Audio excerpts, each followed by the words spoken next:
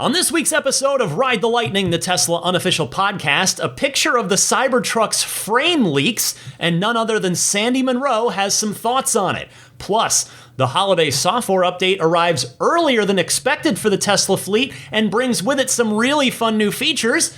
Tesla rolls out more Megachargers for the Tesla Semi, and more.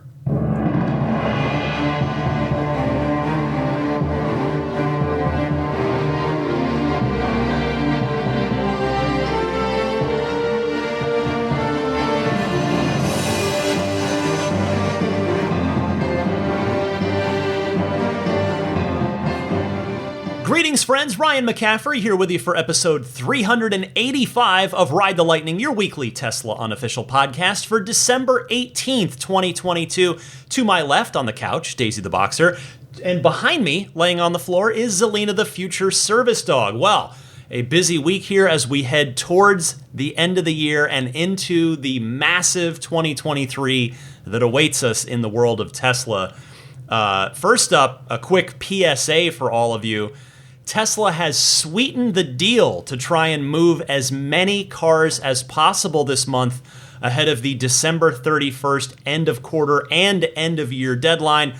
Of course, every single car they can move this month further boosts not only its overall 2022 delivery number, but what should also be a specifically huge Q4 as well. So in addition to the $3,750 off of any Model 3 or Model Y delivered in the month of December, Tesla is also offering 10,000 free supercharging miles for any delivered car. Yes, any delivered car, inventory, custom order, including the S or X. So that is all happening this month. So if you happen to be taking delivery of any new Tesla this month, you get a nice little bonus that you hadn't even counted on. So enjoy that. Also this week, happening on Patreon, my Patreon, which you can find at patreon.com/Tesla podcast. Patreon is the way you can voluntarily choose to support the show. I do a mini bonus episode every single week on there that I call the Lightning Round. And this week, for those ludicrous tier backers and higher that qualify for that weekly bonus mini episode, I made that show about the 10 Steam games that I would recommend buying and playing in your Tesla now that Steam integration has come to the new Model S and Model X. More on that later in the podcast. That's one of the big news items for this week. Also, a quick correction from last week. Hilarious. I can only laugh at myself that I started last week by saying, "Hey, I try to be as accurate as possible. So let me, correct my error and try not to do that again." And then what did I do? I did it again. I'm only human. I'm doing my best. Hopefully, these top of the show corrections will start becoming fewer and further between. But it turns out you totally can do dual zone climate control for driver and passenger in the front seats of the Model 3 and the Model Y. I want to thank the many, many, many of you that kindly corrected me on that. And I will be totally honest with you again, because I'm human, I'm not perfect. I'm a Tesla enthusiast, Tesla super fan. I do my best to research and know as much of this as I can. This one forever slipped through the cracks on me. I didn't know it until you all corrected me this week. And that is the split button in the HVAC UI. I had, quite frankly, never noticed the split button. So, I had to wonder, has it always been there? And then, as I say that out loud now, don't answer that. It's a rhetorical, I don't want to know if it's always been there and I've been missing it for the last 4.5 years. But in any case, I am glad to know about it now. It will make my wife happier anytime we take the car out from now on, particularly at this time of year when temperatures are a little cooler. I mean, we don't get a formal winter here in the San Francisco Bay Area, but she does have her preferences. She generally likes it a little warmer than I do in these cooler times of the year. So the split button, if by chance any of you out there also hadn't noticed that, I may be the only one. I fully acknowledge that, but there you go. The split button in the HVAC UI. Hey, also, a double shout out to this week. Here's the first one. A shout out to tesscalendar.com. I mentioned this 2 shows ago, and I completely spaced on it last week. I apologize to the testcalendar.com folks. That is totally my bad. And so I want to mention it here. Get your 2023 Tesla calendar by going to testcalendar.com. Again, this is totally community organized.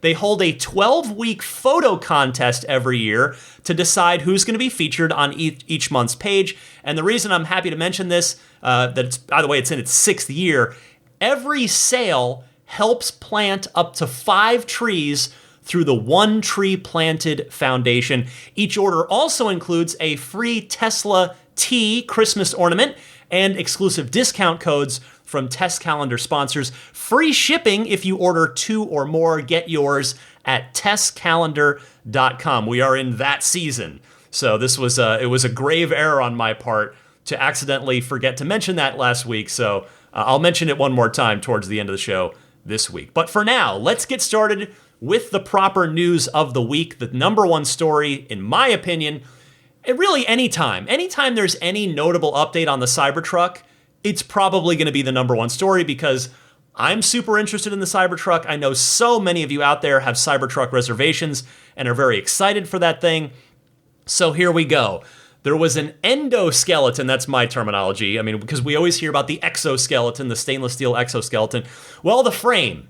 Maybe it probably shouldn't be called the endoskeleton. I'm sure I'm using that term wrong. But in any case, a picture of the Cybertruck's frame leaked. The leaked photo of the Cybertruck frame comes via my friend Kim Java and her EV lifestyle channel, which is called It's Kim Java. You can check her out on both YouTube and Instagram.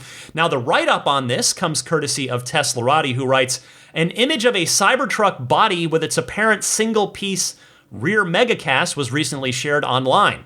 The photo was shared on YouTube by longtime Tesla owner and EV advocate Kim Java, who noted that the image was taken from Giga Texas. The photograph was taken from the vehicle's rear, and it showed what seems to be 2 main parts of the Cybertruck's body put together. One looked like a megacast, and the other looked like it was hydroformed stainless steel. A close look at the rear megacast hints at a number of interesting details. For one, Elon Musk was not kidding when he previously stated that the Cybertruck's rear requires a casting that's bigger than those used in the Model Y. Musk has noted that Tesla would have to use the largest casting machine available for the Cybertruck's rear body because it's a large vehicle with a long truck bed, and it has to be capable of carrying a lot of weight. As could be seen in the recent photo from Giga Texas, the megacast for the Cybertruck's rear is indeed the largest yet. Also interesting in the recent image was the apparent absence of a folding midgate. This came as a slight disappointment for some Tesla supporters, as some were looking forward to the feature. A folding midgate was also heavily hinted at in a Tesla patent from last year, which describes folding rear seats. The patent was met with much excitement, as it would make the Cybertruck a great camping vehicle, or greater, maybe, is to put my own editorialization on that. If the recent image of the Cybertruck and its megacast is any indication, it would appear that maybe the camping thing is not the case. So that's Teslarati's phrasing. Well, let me just say first up, I very much recommend that you take a look at the photo for yourself if you get a chance. You can see it on Teslarati, or certainly at the source. It's Kim Java on YouTube, and pretty much any of the other major Tesla or EV blogs have picked it up as well. I mean, this casting, whatever this piece, this middle chunk of the truck, it really is enormous. And obviously I say that with absolutely zero manufacturing experience or expertise. However, someone who just last week was very up close and personal to the single-piece front and rear Giga castings in the Model Y as part of the Tesla exhibit at the Peterson Museum. So clearly that makes me, well, still not an expert in any way, shape, or form whatsoever. My point is to say it was a little interesting for me to look at, even though I'm not an expert, because I at least did get to study the single-piece front and rear Giga castings from the Model Y, which are on display as part of that Peterson Museum exhibit. And now to look at this picture of the Cybertruck frame, you can just see it's enormous by comparison. However, let's hear from someone who is a manufacturing expert, and he would be friend of the podcast. I interviewed him, a couple years ago now. That would be Sandy Munro of Munro and Associates. Here is Sandy dissecting this frame image from his own studying of the picture. It's not a single casting, and this is prototype. It means that they're trying it out to make sure that from a fit standpoint it'll all work. I'm going to tell you right now, there are 1, 2, 3, 4, 5 components that you're looking at. They're welded together. These components are probably made, these casting, what look like, they are castings, but they're made in a different way. It's called lost foam. So what I can do is I can make a foam pattern, something like that, ram it up in sand, and then I pour molten aluminum into that casting, or into that mold, and that mold will sublimate the styrofoam. It'll just vanish. It turns into a gas, and then it'll fill up the core that's inside that mold, and it'll give me this casting. And it's a great idea for a production part, for a prototype part. This, and that are that type of casting. And this casting down below, I'm going to guess right now that it's also probably a prototype, because I know you've all seen the machines that we went and seen when I was in Italy. I know how long it takes to get across the ocean. My guess, that casting machine, the 9,000 ton machine that comes from Hydra, and the molds that go along with it are probably not, they may be in the United States, but I can guarantee you they're not set up yet. This right down here is going to be a prototype. As far as all the other welding and whatnot that's going on here, my big question is, I have no idea how you weld aluminum to stainless steel, so my guess is that we've got some other stuff in play here. My guess is that maybe the outside skin is stainless steel, but the inside is going to be something different. It could be aluminum, which is what be first choice, because I can weld this aluminum to that aluminum. It could be a lot of different things, but I can tell you right now, when somebody says that this is all one casting, that is not true. This is going to be 5 castings welded together. I'm going to be interested to hear what Sandy has to say about the final Cybertruck when he gets one of the several that he told me that he has reserved, because he's going to tear one of them down. And presumably this piece that's 5 pieces together, as you heard him mention there, will be that single piece casting in the final production truck. Now, obviously, Sandy's the expert here, not me, but the one thing I can add is something that, in fact, came up at the Ride the Lightning listener meetup at the Peterson Museum last week as we were all standing around the Cybertruck prototype. And that is this. It's not exactly related to the frame per se, but hear me out. And that is, it is crazy to me that there are still a lot of people out there who genuinely refuse to believe that this truck is ever coming out. Now, some of that I see is just from the delays, for sure. And okay, I get that. Tesla has pretty rarely ever hit their dates. The 3 and the Y, to the best of my knowledge, are the only vehicles that ever have been on time for Tesla. Now, granted, if you're Tesla and you're going to be on time a couple times, the 2 high-volume vehicles that drive the profitability of your company are definitely the ones that you want to be on time with. But I know that some of the pervasive doubt from those people is just because the truck looks so different. And maybe you have to mix some anti-Tesla sentiment in there too for some of those doubters. But if you don't believe me, I'm really serious. There are people out there. Go look in the on social media, certain forums. You go look out there. There are people who genuinely, like, not as just online posturing, but really actually believe that the Cybertruck isn't a real vehicle that's going to go into production. They think that this is just like a marketing stunt and that a normal truck is coming. And well, boy, are those people in for a surprise in about 6 months from now. I cannot wait to see these on the roads. I mean, think about it this way. You put the Cybertruck next to a supercar, and the Cybertruck's going to get more attention. It is that insane. I also have to smile and laugh to myself a little bit about how much of a 180 that I have personally done on this thing.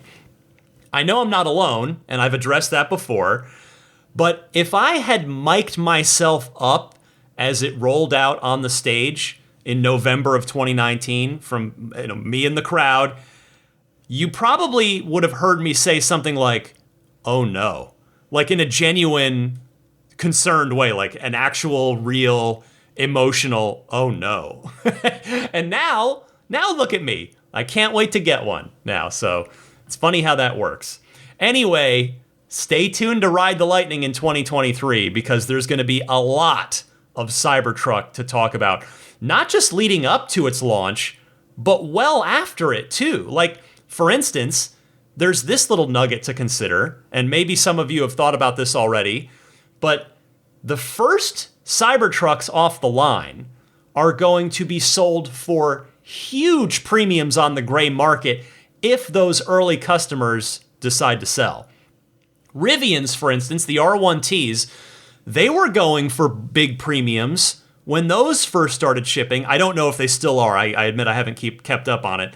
But certainly you could get a nice premium if you flipped your early production R1T. And those are great trucks. By any and all accounts, those are great. So I bet an early Cybertruck owner could probably flip their, again, my prediction here, $95,000 quad motor Cybertruck.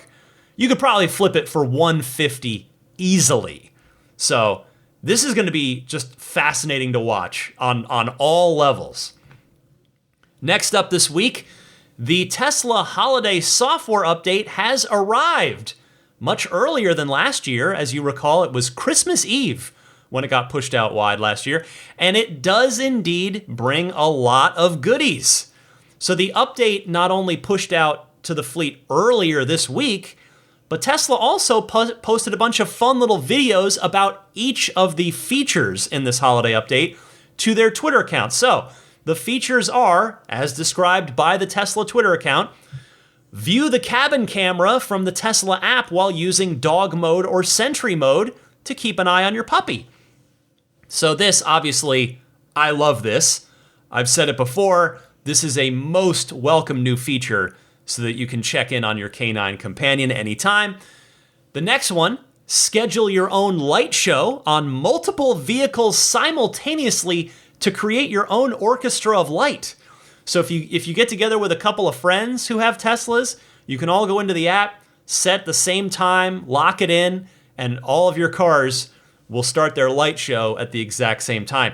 Now this one, I don't work in software development. I cover game development. I cover the video game industry. So I have a good sort of reporter's knowledge, just not a firsthand, my running my arms down into the muck to code myself. But I have to imagine that this was an internal development tool that they just decided to release publicly. I mean, I'd never thought of it that way, but we've seen videos in the past where Tesla choreographs multiple cars together to make a cool video out of the light show. So I'm sure that Tesla had this in their back pocket and just thought, well, heck, let's release it. Let's let other people have this too. Next up, Steam is here, bringing thousands of games to new Model S and X vehicles. Well, this is a big one. Certainly in my world, the video game world by day, this is another instance where my Tesla life and my IGN.com day job, they meet, they cross over, they intersect. This is a big one. Elon had teased this a while back, responding to somebody on Twitter who was asking about the status of Cyberpunk 2077 and The Witcher 3, which were supposed to come to the Teslas, to the new S and the X, both had been teased by Tesla back at the Model S Plaid launch event, which is already a year and a half ago. Elon had said in response to that person that they were working on a bigger solution, and oh boy, the team has delivered on that bigger solution. This is legitimately insane if you're a gamer. The new Model S and the new Model X and the 10 teraflop GPUs that they have in them, those cars are now effectively the world's largest Steam Decks. Now, if you're not familiar, the Steam Deck is a handheld PC, basically. It's a handheld gaming computer, a handheld PC made by Valve, the company behind Half-Life, the company behind Portal, the company who, of course, they've developed and maintained Steam, which is the number one portal through which, if you'll pardon the phrasing there, through which people get their PC games. So, Valve is a major player in the video game industry and specifically the PC industry. And so the new S and X basically are the world's largest and most expensive Steam Decks, starting at $105,000. This also, by the way, definitively answers the question of whether or not there is a difference between the Ryzen MCU that's in the S and the X and the Ryzen MCU, the AMD Ryzen MCU, that's in the newer Model 3s and the Model Ys. Clearly, there is a difference because the Steam integration feature is only compatible with the new S and new X. And even there, it's only compatible with the new S's and X's, February 22 on up. If you've got a 2021 or early 2022 S or X, you are going to need a retrofit. Now, I have to pause right there because this retrofit might cost $2,000. There was something posted on Twitter that purported to be a message, with service, Tesla service in the Tesla app, an exchange of messages where somebody in Tesla service told a Model S owner who doesn't have they have an older, quote unquote, older new Model S, that it was going to be like $1,975 plus tax to do an upgrade to make their new S compatible. But again, I that is unverified as of this recording. It looked legit, it looked real, but on the internet, you can just never tell if somebody, that could be easily photoshopped, so we don't know for sure, but it may very well cost a pretty penny. Now, Elon, though, he did confirm that retrofits will be possible, so that much is assured. It's just a matter of, is that price tag accurate? Or will it cost less? Could it be free? I'm not sure. And what is the issue? You may be wondering, because I was, as somebody that obviously is a gamer, covers the games industry. What is the issue? What's the difference between the old new Model X and the new Model X and S? And apparently it's a RAM issue. So Tesla Motors Reddit user, Casual Omelet 44, not sure if that person's a listener to this podcast, but crediting where credit's due, noted this: based on info from Green the Only, our resident white hat Tesla hacker friend, who I mention every now and again on the show, this will likely upgrade the RAM from 8 gigabytes to 16 gigabytes and storage from 128 gigabyte NVMe drive to 256 gigabyte NVMe drive to match the MCU that post-February 2022 S and X have. And that makes sense. It would make sense that the 3 and the Y don't have the RAM and or the storage to make this Steam thing happen, but it certainly makes sense that the new S and X do have that firepower. And by the way, if you're wondering how you're going to store all of these video games, modern video games, because they're huge. They are huge games. Cyberpunk 2077 is a 70 gigabyte game unto itself. So once in the new S and X, you get upgraded to 256, or if you already have it, if you have a new S or X, 70, I mean, that's right there. That's more than a quarter of your storage space just taken up by one modern game, Cyberpunk 2077. But anyway, the point is 256 gigs of storage can go very quickly with modern games, and Tesla is offering a solution. It's not actually available for sale yet. You can simply sign up on the shop.tesla.com store to be notified when it's available, but Tesla is selling a 1 terabyte SSD drive for $350. The product description reads as follows: store everything from Tesla arcade games to dashcam footage. Our 1 terabyte solid-state drive allows you to save all your vehicle data in one place. This automotive-grade external SSD is designed for durability, withstanding extreme cabin temperatures, vehicle shocks, and vibrations. With an extended lifespan compared to similar storage devices and read-write speeds optimized for gaming, the solid-state drive supports Steam gaming. Yes, I had that right, Steam gaming. So, yeah, that's a really steep price to pay for a 1 terabyte drive. A vanilla 1 terabyte SSD is about $100. Now, again, I understand that Tesla is claiming this one is going to be automotive grade. It's going to be resistant to high temperatures, which if you've got a new S or X, that means you've got that USB port in your glove box, a nice secure place to stash something like a $350 SSD drive where you can lock it in there. So that's certainly, and that's where Tesla in the online shop, they picture it stored there in the glove box USB spot. But anyway, is it worth $350 even if it's going to be automotive grade? That still feels really steep. I mean, it seems like one area where you could probably go aftermarket, and even if the drive dies on you after a year, well, guess what? It would take 3.5 of those drives before you have matched up to how much money Tesla's charging for theirs. Still, though, I have to say again, I've been a gamer pretty much my whole life. I cover the world of video games, and when I saw this Steam integration in the new S and X, I now have a burning itch to get a new Model S.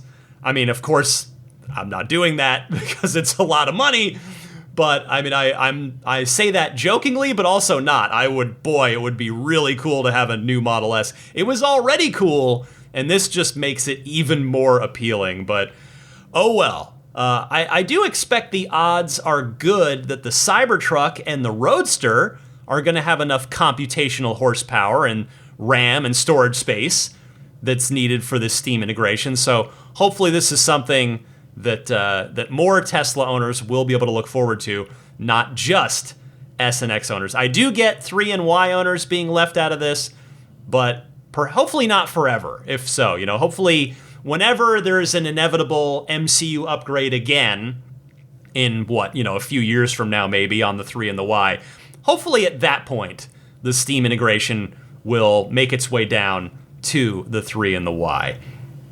P.S. by the way, Tesla's video also appeared to show Bluetooth controller functionality, which I know had been promised for the new S and the X, but I think it hadn't been delivered yet. But either way, it's definitely there now. You just wirelessly, just Bluetooth connect your controller. I'm a big fan of the Xbox Series X controller. Bluetooth connect it to your car, download your games from your library on Steam, and go have some fun at your nearest supercharger stop. But that was a fun little trip down video game lane. Let's come back to the rest of the features in this holiday update, such as track mode for Model Y performance. Now, as I said the last time this came up fairly recently, you will be the coolest crossover SUV at your next local autocross meetup, and probably the only crossover SUV. I can't imagine too many of those are showing up for autocross days at in your area. So bring your Model Y performance, throw it into track mode, and have a blast with that. The next feature in this holiday update, Apple Music. Well, I've covered this one already. This came up, 1 or 2 shows ago. It is official. It's here. Apple Music has arrived in your Tesla. Next one, control your garage door remotely using My Cue from your touchscreen. We've covered that recently as well. And then emissions testing mode in the Tesla app. Yes, remote farting in the car via the Tesla app. That'll be fun for kids and parents alike to prank each other with. There's the option to always show Rainbow Road. If you're familiar with the Rainbow Road Easter egg, you can now have that on all the time if you want to. Zoom. Zoom is part of this. I had talked about Zoom coming to the Tesla recently. Zoom had made that announcement. It is here. Make Zoom calls with the cabin camera. And then, here I think this last one is a pleasant surprise for everyone. And that is UI cards are back, including a new media card. And insert record scratch sound here. What? Hang on. The return of the cards that they took away from us in version 11. Everybody liked the cards down in the lower left corner of your screen. You know, you could cycle through your tire pressure cards, your trip meter cards, and now the cards are back, including a new media-centric card. So yes, very glad to see Tesla listening to their customer feedback on this and bringing back that well-liked feature and adding to it, no less, with the new media card as well. So overall, I have to say this sounds like a fantastic holiday update. It really, at this point, in keeping with the tradition that's been established. We've been spoiled by getting these. And again, a reminder, they're free.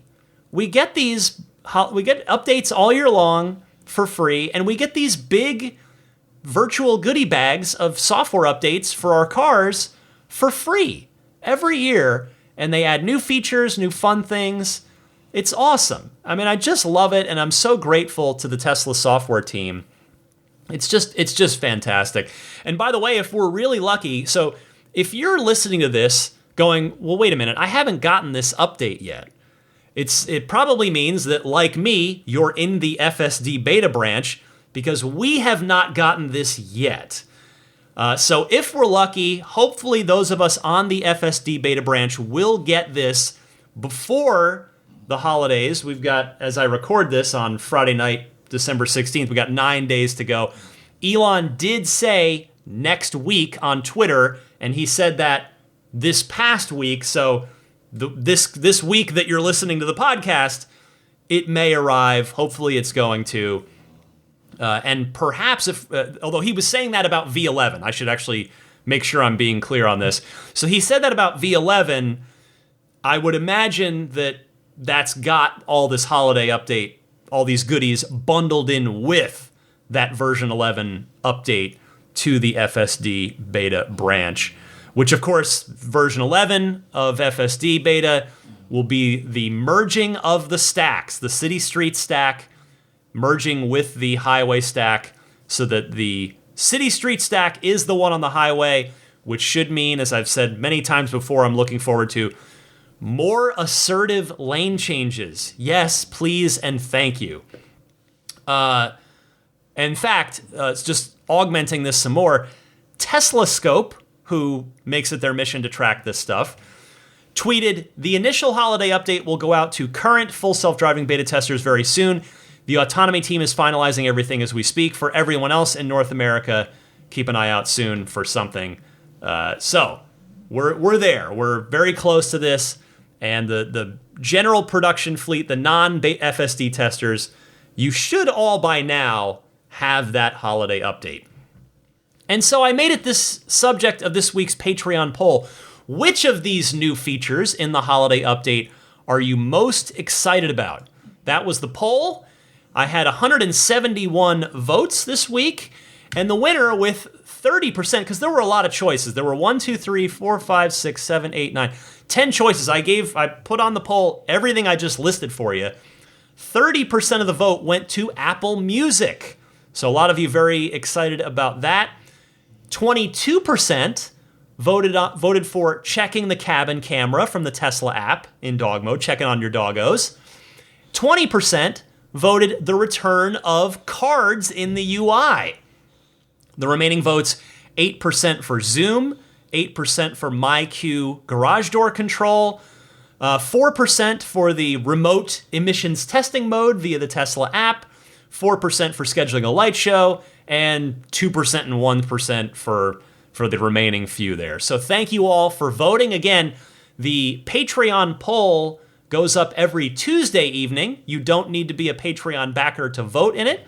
I welcome you to come visit the page and just cast your vote every week in whatever the current Patreon poll question is that, as you've heard, gets discussed on the show every week. So again, my Patreon page is patreon.com/Tesla Podcast. So again, to close out this topic, I already said it, but I'm going to say it again. I want to say thank you to the Tesla software team who worked so hard on getting us all of these new awesome features, getting them all out the door so that we can enjoy them over the holidays. I hope that the software team's able to get some well-deserved time off this holiday, particularly, again, since they got this out 11 days earlier than they did last year. So awesome work. Hopefully they're able to enjoy some well-deserved time off. Next up this week in the world of Tesla news, Tesla has installed more Megachargers for the Tesla semis, this time in Sacramento. I saw this on Drive Tesla Canada, who writes, as we have previously reported, Tesla has installed Megachargers at Giga Nevada and PepsiCo's Frito-Lay facility in Modesto, California. Those builds and installations were well tracked by Tesla enthusiasts in the area, but it looks like another Megacharger installation went completely under the radar.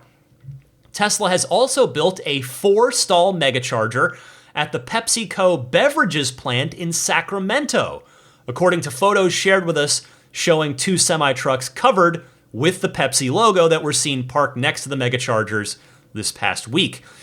With this installation, there are now 3 4-stall Megacharger installations, 2 in California and 1 in Nevada. Tesla has yet to confirm how big the battery in the Tesla Semi is, but based on details shared during the delivery event, it is likely around 900 kilowatt hours, maybe even as much as 950 kilowatt hours. Despite the massive battery, it can be recharged quickly thanks to the 1,000 volt architecture of the Semi and the 1 megawatt plus DC fast charging capability of the Megachargers. You know, it's going to be really interesting to see how quickly or not the Megacharger network builds out.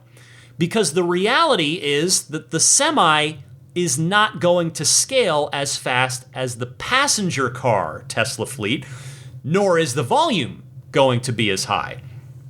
But that said, Elon did say that Tesla's aiming to get 50,000 Tesla semis made by 2024, and surely all of those semis are not going to live in California. Now, the difference between building out the supercharger network for passenger cars and the Megacharger network for semi-trucks is that the semis don't really need intra-city Megachargers, mostly. They need them on major interstate routes and then at the endpoint destinations of the companies who are purchasing them. So, by the way, if you see a Tesla Semi on the road, don't forget to take a picture or video if you can do so safely, and post it online, because for a while, that's going to be worth some free internet points. Warning, internet points not redeemable for anything of actual value. Next up this week, Tesla had the lowest tailpipe emissions for 2021, which should shock exactly none of you. This is from a new report published by none other than the US government, the EPA, the Environmental Protection Agency. Teslarati wrote this up and said, the EPA released its annual automotive trends report, and findings reveal that Tesla is leading the way with the lowest tailpipe CO2 emissions and the highest fuel economy of all large manufacturers. Naturally, Tesla is the leader since it doesn't produce any vehicles with an internal combustion engine, and as a result, there are no tailpipes. However, other manufacturers such as Kia and Toyota are showing improvements now that they have begun producing electric vehicles. Following Tesla, Subaru, Kia, Hyundai, Nissan, and Honda had reductions in CO2 tailpipe emissions.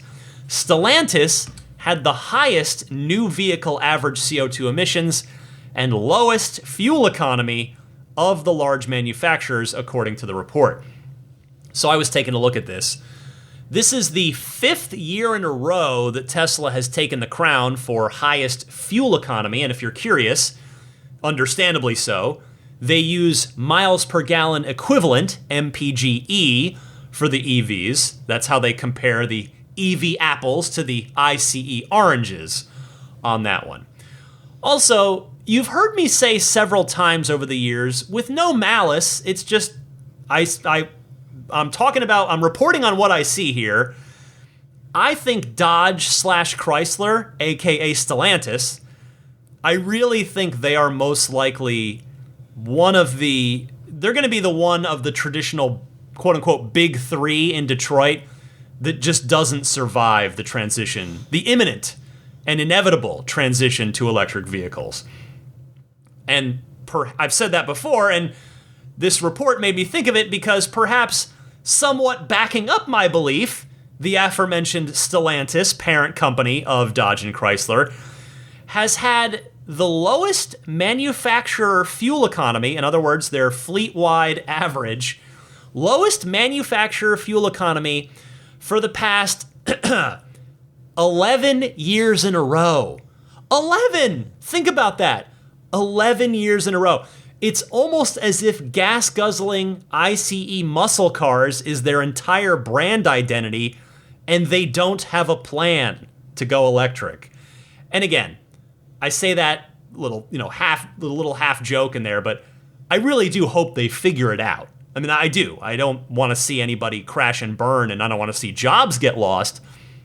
So I do hope they figure it out. But in the meantime, it's Tesla, in fact, that has competition in this space, in this particular EPA study, and that's good. For instance, the Lucid Air is set to end the Model 3's 2-year run as the overall vehicle with the highest fuel economy.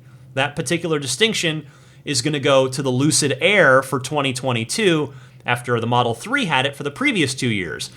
But even still, looking at the entire chart with every manufacturer's real-world CO2 number listed there and seeing a 0 next to Tesla while everyone else has a relatively similar number in the 20s, and the measurement there is CO2 grams per mile. It's just hilarious in the most awesome of ways because you have all these numbers, they're all, somewhat close to each other, and then Tesla, 0 real-world CO2. Hopefully more automakers transition to EVs sooner rather than later, and this chart adds more companies with that 0 next to their name soon enough. Finally this week, one more story for you. More good news coming out of Austin. Giga Texas's production ramp continues. They are moving on through that S-curve. This was announced via the official Tesla Twitter account, which was busy this week. Here they noted, Giga Texas hits 3,000 Model Y builds per week. Congratulations, Tesla team. So in fact, yes, that is where I will start. Congratulations to the Giga Texas team for reaching another important milestone. Second, here's what I want to just dig under the surface here a little bit. We have been told repeatedly in many quarterly shareholder letters that the Cybertruck, which is where I started the show with this week, the Cybertruck will go into production when the Model Y hits volume production in Texas. And volume production is defined as 5,000 vehicles made per week, 5,000 Model Ys made per week out of Texas. And Tesla has also said that they anticipate that ramp to volume production in Texas to take a year, which means that we should expect Giga Texas to reach 5,000 vehicles, Model Ys specifically, built per week by the end of Q1, because that's the 1 year mark. So, piecing all this together, if Giga Texas can add just 250 cars per week to its ramp, they will hit that volume production 5,000 car per week goal in March. And then, hopefully, all of the Giga presses will be installed in Texas, and the initial Cybertruck pre-production can begin, aka in Tesla terminology, which just borrows from software terminology, release candidate model Cybertrucks, can be made on the production line before actual production Cybertrucks that'll get delivered to customers go into production. Bottom line, though, we are getting closer to the Cybertruck, and the Model Y inches closer with this new production milestone out of Texas. The Y inches closer to becoming the number one selling car in the entire world. It's going to happen. I have every confidence that it will. All right, that is everything I've got for you in the world of Tesla news for this week, but stick around, plenty more Ride the Lightning to come. Next up, your phone calls in the Ride the Lightning hotline.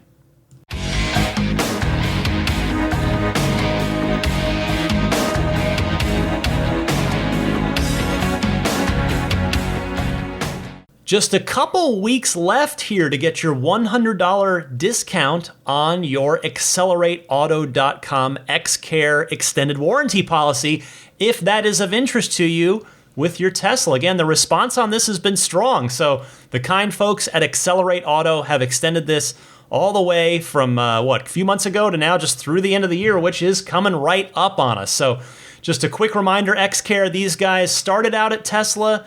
They are now building a new company that's there to provide the extended service agreements that Tesla is no longer doing. So once your 4-year, 50,000-mile factory warranty is up, XCare is a good way to go. I've got a 3-year policy myself that covers me for 40,000 more miles.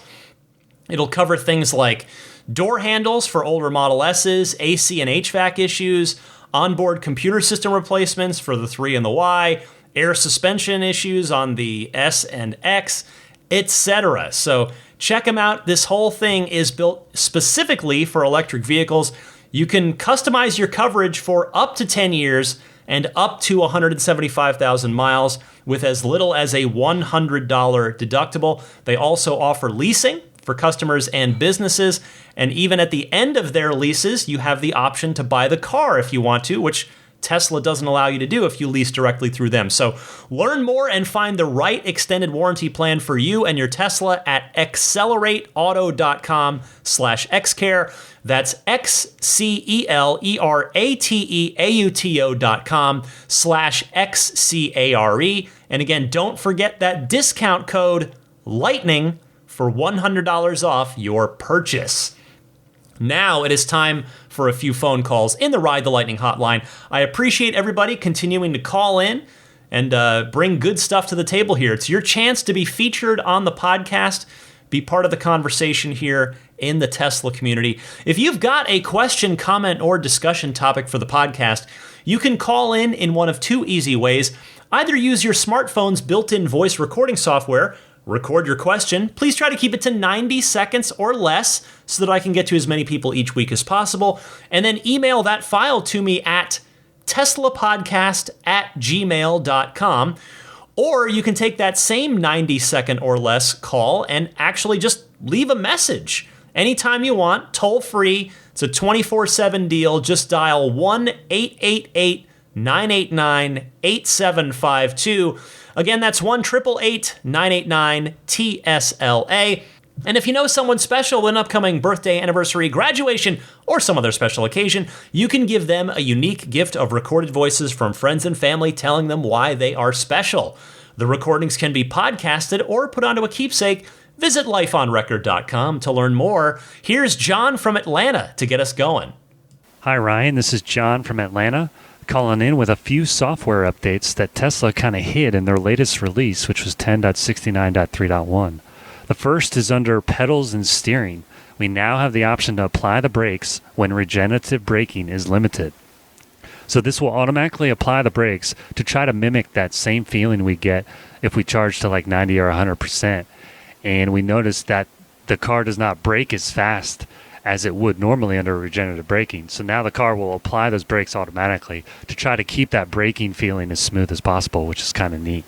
The second is going to be under the safety menu, and that's going to be the cabin overheat protection now has 3 activation temperatures, 90 degrees, 95 degrees, and 100 degrees. Now, we're not going to use that much here in the winter, but in the hot summer months here in hot Atlanta, it's going to be really nice to have that as a customized setting. The third is going to be under the arcade section. And this may have been in our earlier release, but I just now noticed that we have the install size and local size on the hard drive of all of the pretty large games that are on the Tesla right now.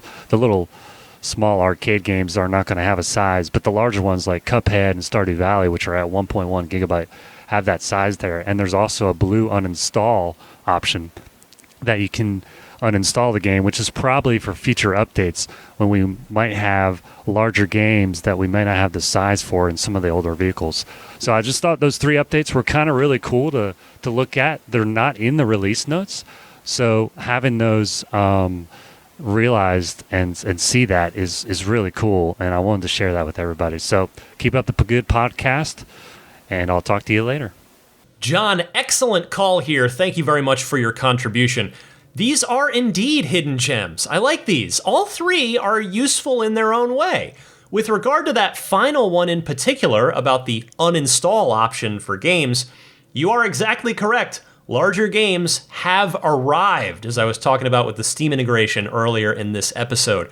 Again, modern games, you're going to be dealing with very large file sizes. I mentioned Cyberpunk 2077, 70 gigabytes. Even just The Witcher 3, which is 7 years old, still a huge, like, open world, awesome RPG, 32 gigs. So that shows you in the last 7 years, games have on average more than doubled in size, and they're just going to keep going. I mean, there are plenty of 100 plus gigabyte games out there.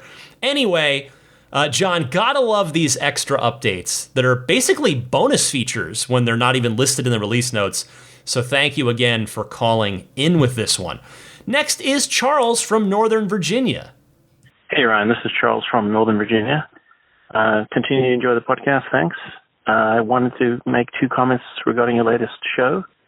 The first is that at least for full self-driving beta 10.69.3.1, software version 2022.36.20, we do have dual climate zones. If you press one of the arrows next to the temperature, it brings up the little panel that has the temperature and some other options. It now has an option on the right-hand side of that little progress slider that says split. And if you press that, it will separate the driver from the passenger, and you can each have different temperatures. It's been there for a few weeks at least. I noticed it a few weeks ago and just assumed I hadn't noticed it before, but it sounds like it's a new feature. The other thing is I wanted to explain that my Q is actually, you can think of it as a Wi-Fi enabled remote. So it's very likely that it'll work with your old garage door opener. So all it is a little device, you connect to your network, and then you control that over Wi-Fi, and that device just is like a remote control for your garage door opener. So it is compatible with most standard garage door openers. I actually have it. I like it. I have multiple garage doors, but my 2018 Model 3 has got HomeLink, so I use that. I might try the MyQ in the car, but I actually don't need it. But it sounds like a good feature. Anyway, thanks again for the podcast. Develop to you and your family, and Merry Christmas. Bye-bye. Charles, thanks for your call. I sure hope I said this earlier, but I sure hope that the split button on the HVAC menu is new, because otherwise I will feel extra dumb for never noticing it. But again, nobody tell me if it's been there the whole time. I don't want to know. But I am happy to learn about it now. Again, it'll make family trips a little more comfortable for everyone. Now, second, more importantly, thank you for helping me, and no doubt more of your fellow listeners as well, to better understand how that MyQ functionality works. It sounds like an even better new feature than I'd originally thought, which, of course, rocks. Perhaps then, nobody will really need to bother spending hundreds of dollars to get HomeLink installed in their car anymore as an aftermarket delivery service center thing that you got to do now that this feature is rolling out with the holiday update. So, thank you again, Charles. I appreciate your kind words as well. Thank you so much. Just one more call this week. It's going to come from Kurt in Ventura. Hey, Ryan. This is Kurt Hess, Ventura, California. Hey, during my last California to New Jersey round trip, my 2021 Y took a pebble to the windshield, which gradually spread to about 2 feet across the whole windshield. The replacement cost at a Tesla service center was more than $1,200, but I was not willing to trust Satellite or any other generic windshield company to take a hack at it. For those of you unfamiliar with the details of most auto insurance policies, windshields fall under comprehensive coverage.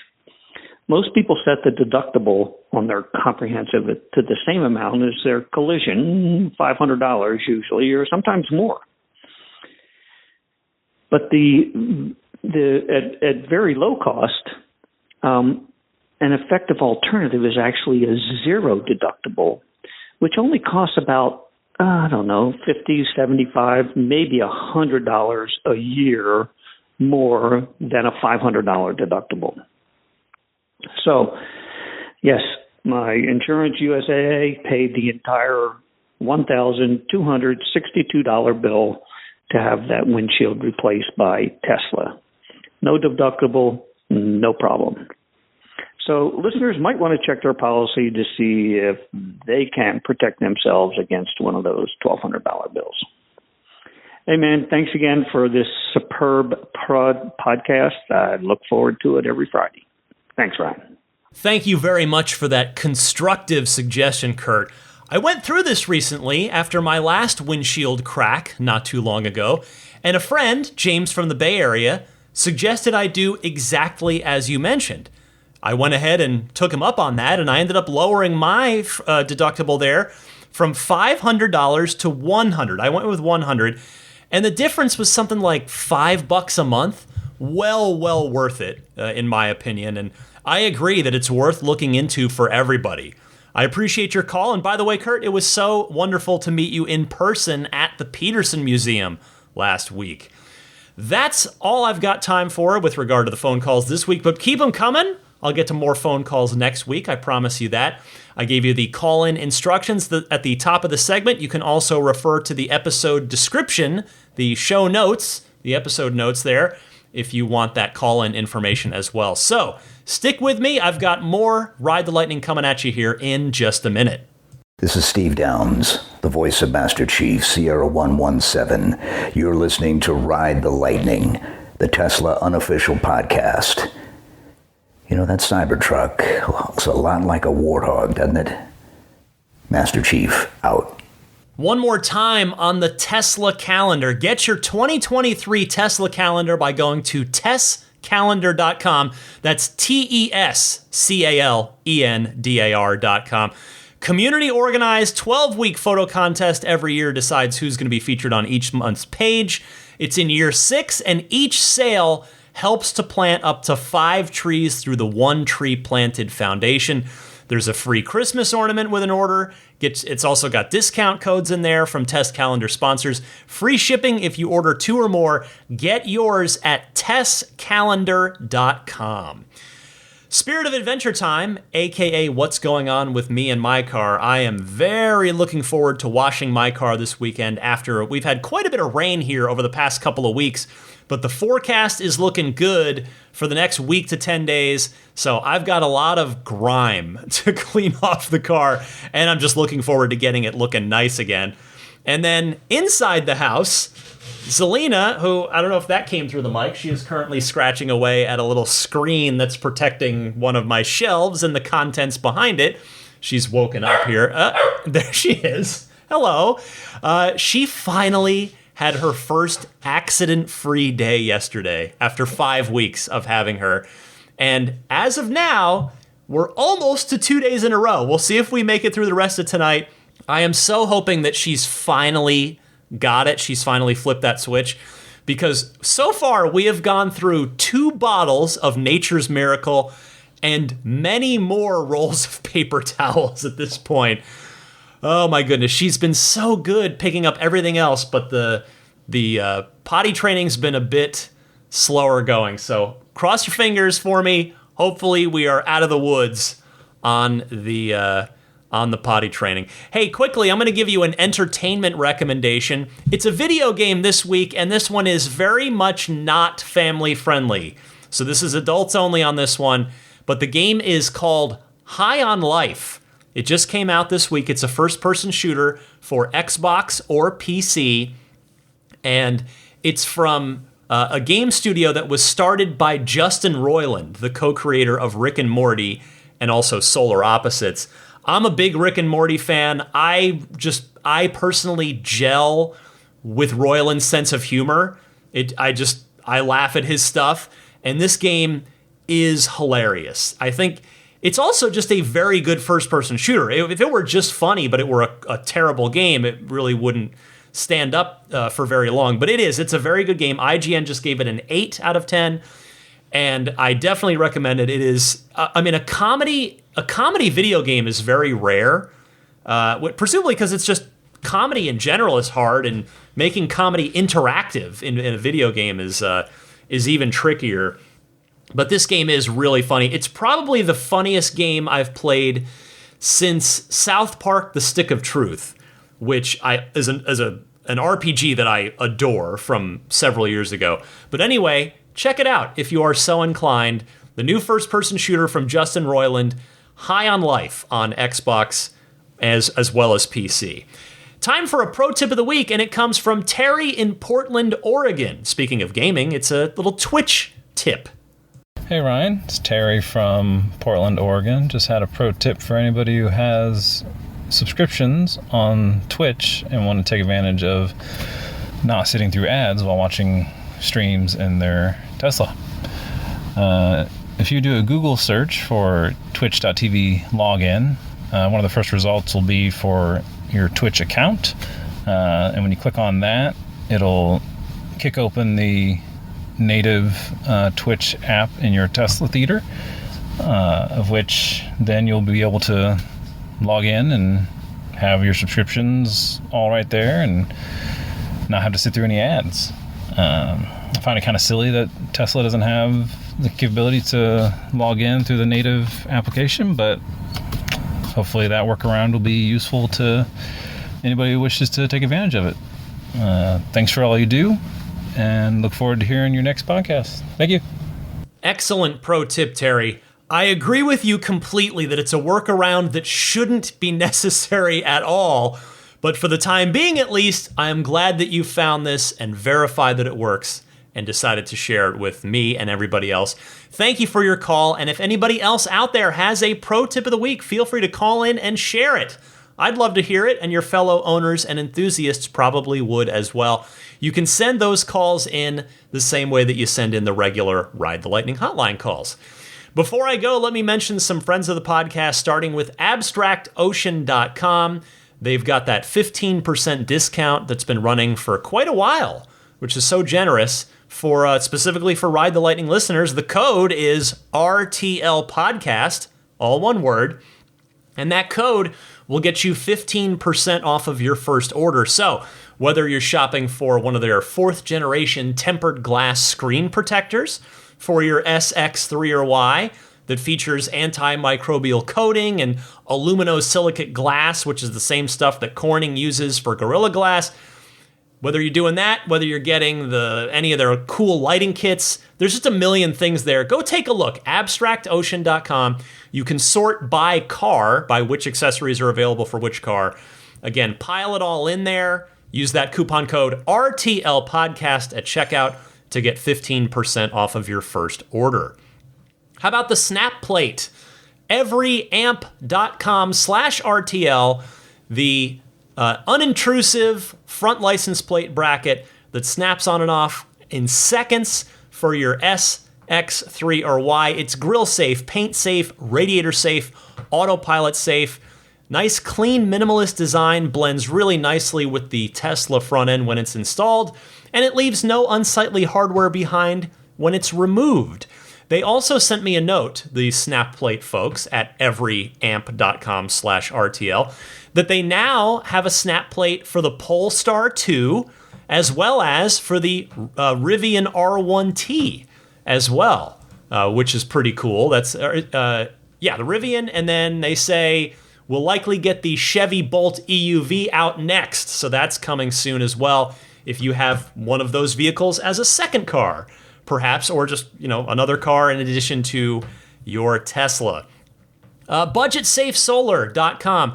I am still waiting for PG&E. This was the thing I was afraid of, but it is what it is. We're working through it. We're doing our best to just poke the bear and hope that it wakes up.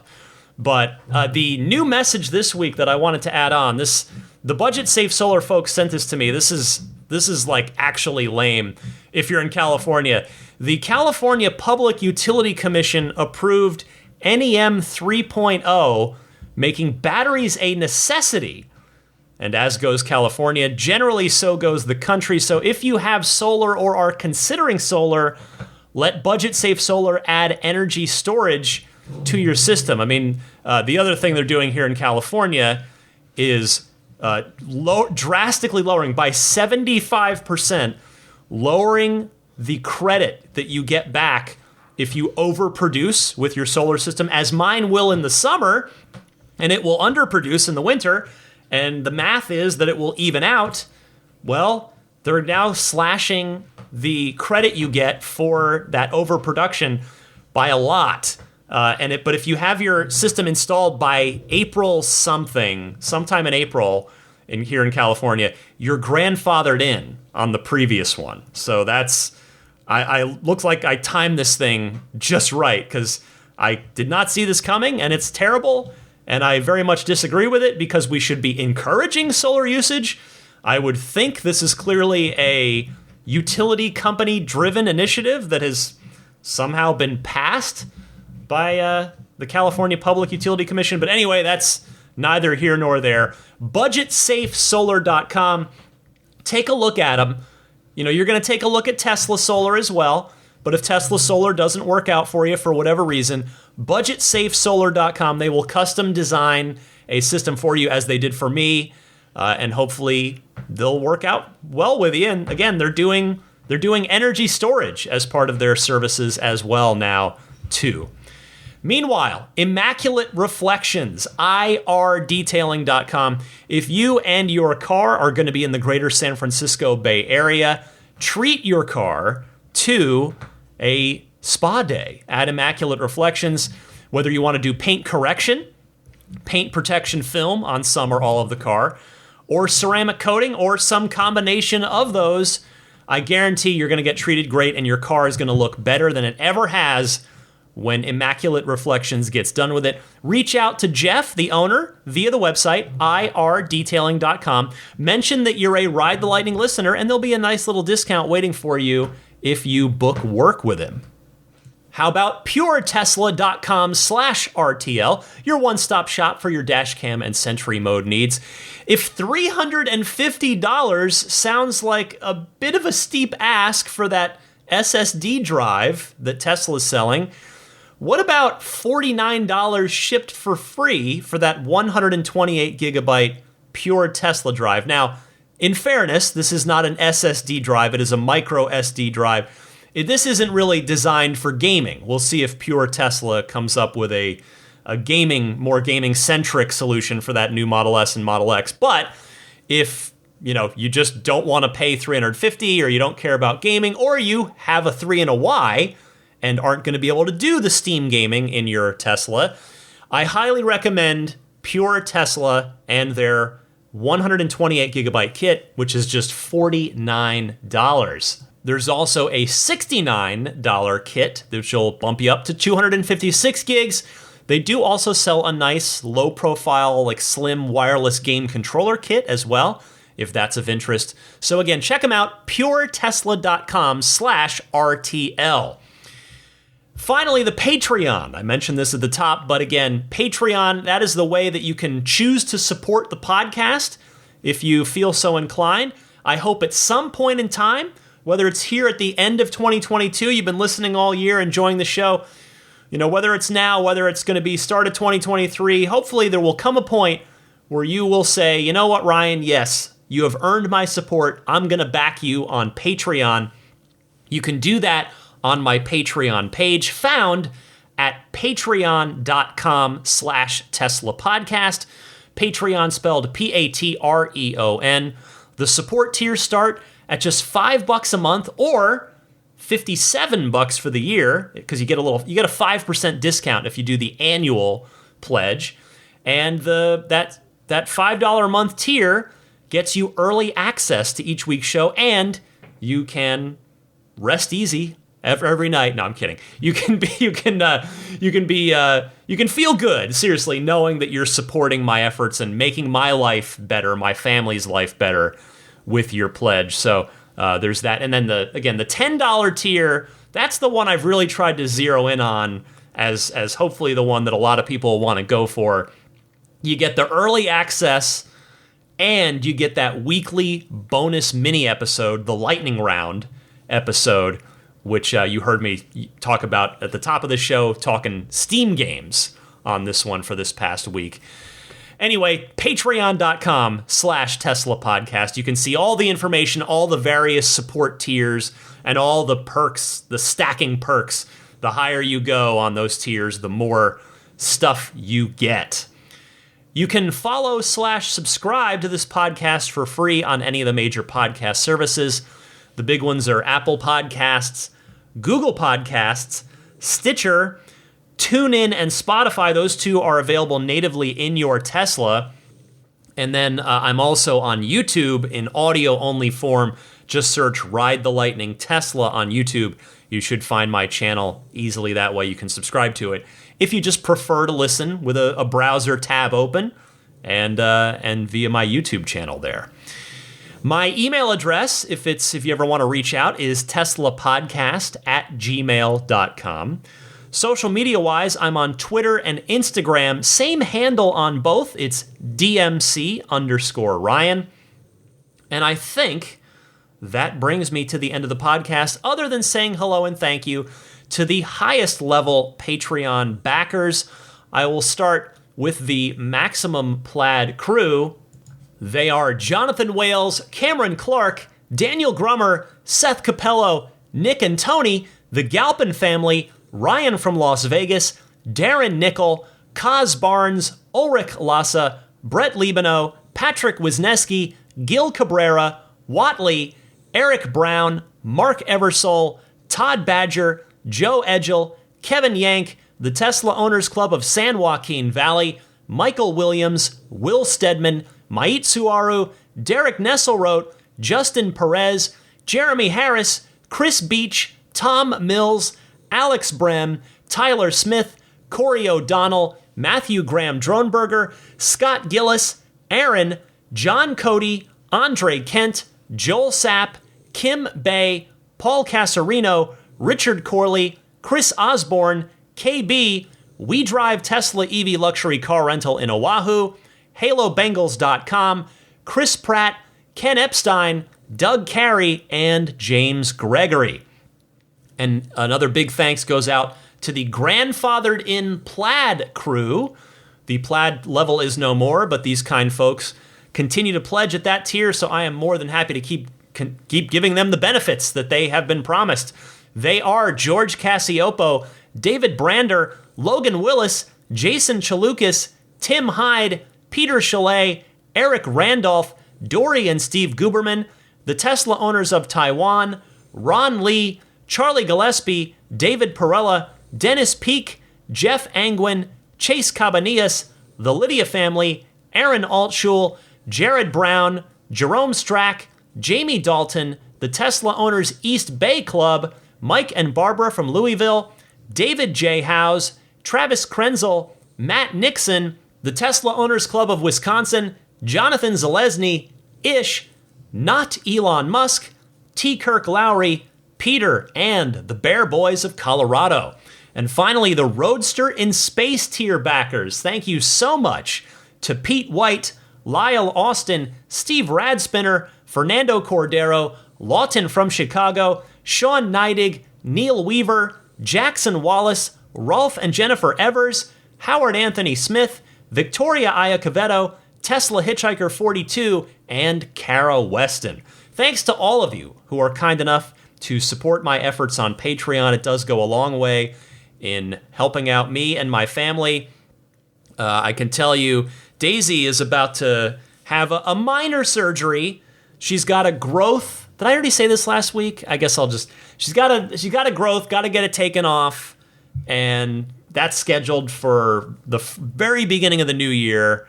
So I'm not worried or anything, but that will be that'll be an expense. But that's a far, far lesser concern than her health, which is why we're getting this thing taken off, because after all this dog has been through and surmounted all the challenges she has surmounted, I'm not going to let something silly like a potentially nefarious skin growth be the thing that brings her down. No way, no how. She's only 5. We'll get this thing taken off, and she won't miss a beat. She'll be right back to, well, not that she's suffering now. She's doing fine. So, but that's that little surgery is coming up. All right. I believe that is the end now of Ride the Lightning episode 385. So I guess I'll just mention, I mean, you probably know this by now, but this show does not take weeks off. I'm not going anywhere for the holidays this year. So there will be regular, new, fresh shows each of, the next couple weeks through the holidays. So stick with me. If anytime, I know your holiday schedule probably is going to be different than your regular week-to-week throughout the year schedule, but the podcast will be waiting for you every Sunday at 9 a.m. Eastern, 6 a.m. Pacific. I will be here to discuss all things happening in the world of Tesla. I hope you'll join me. I hope you've enjoyed joining me all year. And again, 2023 is going to be real fun, and it's going to get off to a fast start. I promise you that. So, for a now snoring Zelina the Future Service Dog and a quietly snoozing Daisy the Boxer, I'm Ryan McCaffrey. Again, this was Ride the Lightning episode 385. Happy electric motoring, my friends, and I will catch you next week.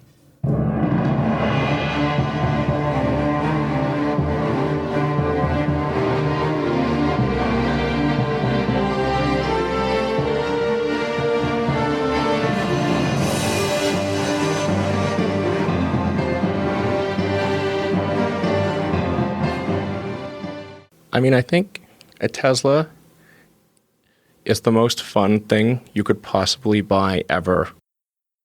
That's what it's meant to be. Our goal is to make it's not exactly a car. It's actually a thing to maximize enjoyment. It's maximum fun.